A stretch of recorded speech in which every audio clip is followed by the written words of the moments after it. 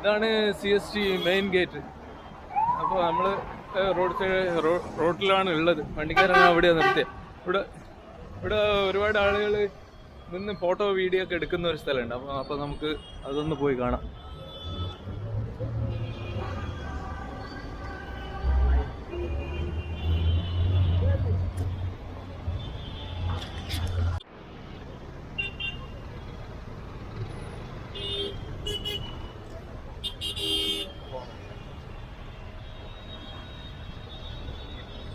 ആളുകൾ ഒരു സർക്കിളിൽ വന്ന് ആ ബിൽഡിങ് കിട്ടുന്ന രീതിയിൽ ഫോട്ടോ വീഡിയോ എടുക്കുന്ന ഒരു സ്ഥലം.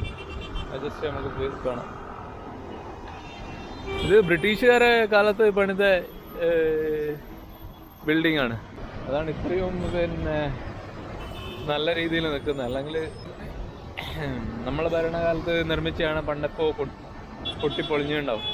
ബ്രിട്ടീഷുകാരുടെ കാലത്തും അതുപോലെ മുഗൾ ഭരണകാലത്തൊക്കെ നിർമ്മിച്ച ബിൽഡിംഗ് ഒക്കെ പുരാതന ബിൽഡിംഗ് ആയിട്ട് ഉള്ളൂ. ബാക്കിയൊക്കെ തകർന്ന് തരിപ്പണായതാണ്. നല്ല അടിപൊളിയാണ് കേട്ടോ ഈ ഒരു ഏരിയ കാണാൻ. ഈ ഒരു ബിൽഡിംഗ് ആണ് നമ്മൾ റെയിൽവേ സ്റ്റേഷനായിട്ട് ഉപയോഗിക്കുന്നത്. ഇതൊക്കെ എന്തൊക്കെയോ ഗവൺമെന്റ് ഓഫീസും കാര്യങ്ങളൊക്കെയാണ്. ഈ ഒരു ഏരിയയിൽ നിന്നിട്ടാണ് എല്ലാവരും ഫോട്ടോ വീഡിയോ എടുക്കുക. ആ പോകുന്നത് മുംബൈ ദർശൻ എന്ന് പറഞ്ഞിട്ടുള്ള വണ്ടിയാണ് കേട്ടോ. നമുക്ക് മുംബൈ കാണാൻ വേണ്ടിയിട്ടുള്ള പരിപാടി ഉണ്ട്. 500 രൂപയാണ് അതിന് ചാർജ്. ഒരു പരമാവധി ഏരിയ കവർ ചെയ്ത് കൊണ്ടുപോകും.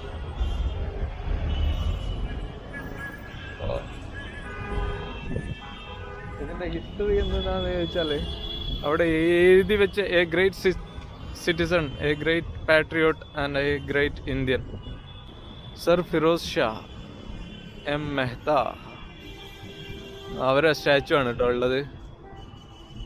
നല്ല അടിപൊളി ആണ് ഈ ഒരു സർക്കിൾ ഇങ്ങനെ കാണാൻ. ഫുള്ള് വണ്ടികളും ആളുകൾ വന്ന് ഇറങ്ങുന്ന തിരക്കും.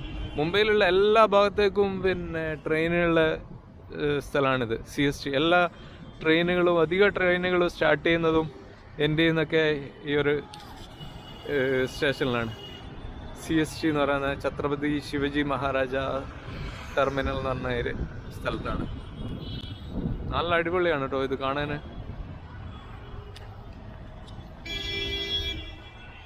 അതിന് നമുക്ക് അടുത്ത സ്വീകരണ കേന്ദ്രമായ ഹാജി അലി ദർഗയിലേക്ക് ആയിരിക്കും മിക്കവാറും നമ്മൾ പോകുന്നത്.